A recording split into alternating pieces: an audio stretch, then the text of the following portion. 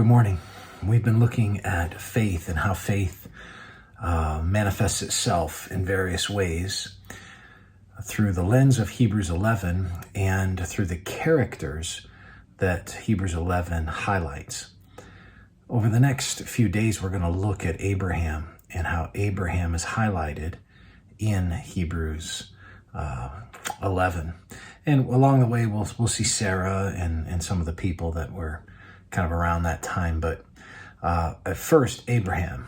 And I want to look at verses 8 through 10, but I think we're going to take it a little slow and just highlight a little bit of verse 8 today.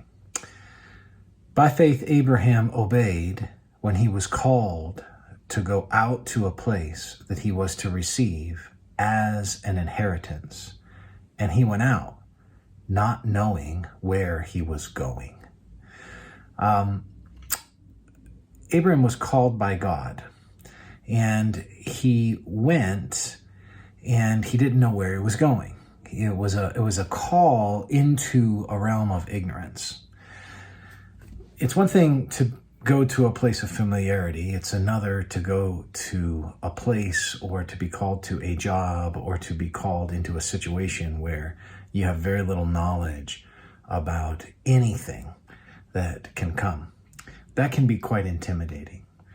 I want to make a couple observations with you over the next few days about how Abraham responds, because faith finds a demonstration in this issue of response.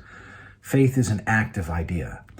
Faith is at the ready to respond to God. So the first thing I see with Abraham is that Abraham's faith evidenced itself in an immediate response. When called, Abraham went. Well, you have to understand that that meant that Abraham was in a particular posture already. He was already like a runner crouched down in the starting blocks, ready to go when the gun's fired. He was ready to go. He was in a posture of readiness. So faith manifests itself in a posture of readiness or in an immediate posture of response. For a long time, the Christian world's been blessed by the Christian music of Stephen Curtis Chapman. And when I was younger, growing up, it was a part of my childhood. And I want to share with you a few lyrics from maybe a lesser-known song of Stephen Curtis Chapman called Waiting for Lightning. Night falls and the curtain goes down. No one's around. It's just you and the truth. As you lie in wait for a feeling to take you by storm. Somewhere in the depths of your heart where it's empty and dark, there's a flicker of light. And the Spirit calls, but do you notice it all? Are you, and then the chorus kicks in, are you waiting for lightning? A sign that it's time for a change? Are you listening for thunder while he quietly whispers your name? But the sign and the word have already been given, and now it's by faith that we must look and we must listen. See, faith isn't looking for God to send lightning or thunder to move us off a dime. Faith is waiting for his voice to immediately respond.